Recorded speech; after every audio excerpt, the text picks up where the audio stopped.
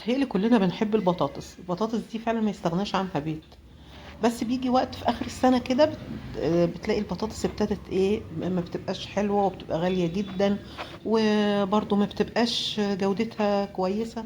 هي دلوقتي كتير قوي في السوق البطاطس الحمراء اللي هي وريتها لكم دي، اللي هي بتاعة الشيبسي، او البطاطس اللي هي التحمير العادية. طبعا احنا عندنا بنحب البطاطس جدا، فقلت اوريكم ازاي انا بخزنها.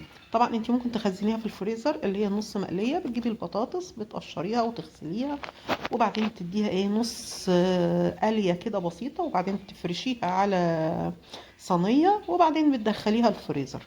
طب لو الفريزر عندك، وبالتالي دي مشكلتنا كلنا، الفريزر مش بيساع كل الحاجات دي، فانا هخزنها زي ما انتوا شايفين في ايه، في كرتونة. بتجيبي كرتونة، وبعدين بتديها ايه خروم كده باي بسكينه كده، وايه وخرميها من كل الجناب. او تحطي البرنيكه، البرنيكه، عارفه البرنيكه اللي هي بتاعه الفاكهه اللي بتبقى عند الفكهاني؟ اشتريها بتبقى رخيصه جدا، انا هحط لك صورتها دلوقتي. تشتريها وهنستخدمها. يبقى يا اما كرتونه يا اما البرنيكه اللي هي بتبقى مخرمه، البلاستيك المخرمه دي.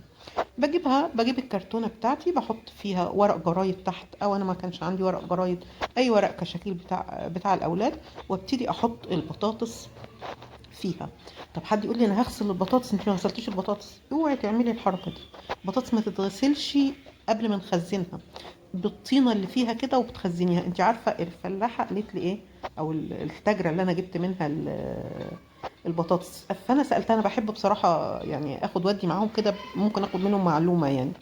فسالتها انت بتخزنيها ازاي؟ قالت لي ولا حاجه، بحطها واحط عليها تراب. قالت لي ايوه، من الغيط اللي هو احنا هنا بنقول عليه الرقش، مش عارفه انتوا بتقولوا عليه ايه، اللي هو اجزاء من الارض نفسها اللي بيزرعوا فيها، بتاخدها وتحطها في الارض وتغطيها بالايه بالرقش ده، او التراب اللي جايباه من الغيط. فبالتالي ما ينفعش نغسلها. زي ما انت شايفه انا حطيت كده بطاطس الشيبسي، ممكن تحطي رق كده ورق كده، تحطي تعملي كرتونه وكرتونه. انا بوريكي بس ايه هنتصرف ازاي.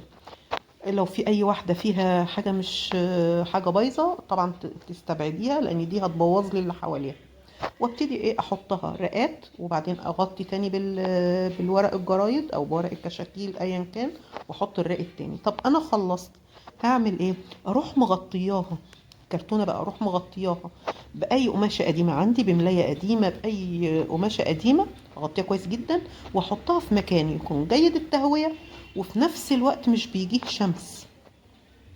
يبقى لازم اغطيها وابعدها عن الشمس، وفي مكان ضلمه، لو مكان فيه اضاءه قويه هتلاقي البطاطس تخضر.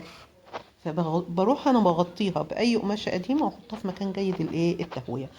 لو متوفر عندك الأراضي الزراعية، وممكن تجيبي من أرض زراعية شوية حبة رقش كده حلوين، حطيهم بدل الورق. حطي يعني تحطي الرقات البطاطس، وتحطي ايه الرقش ده، او اللي هو التراب اللي جاي من الارض الزراعيه. يعني احنا البطاطس اصلا احنا واخدينها من الارض، فيعني مش هنقول ايه ده والقرف ده، لا معلش. وبعد ما بتطلعيها بتغسليها بالطريقه بتاعتك المعتاده، وتبتدي ان انت ايه تستخدميها. بتهيألي مفيش ابسط من كده.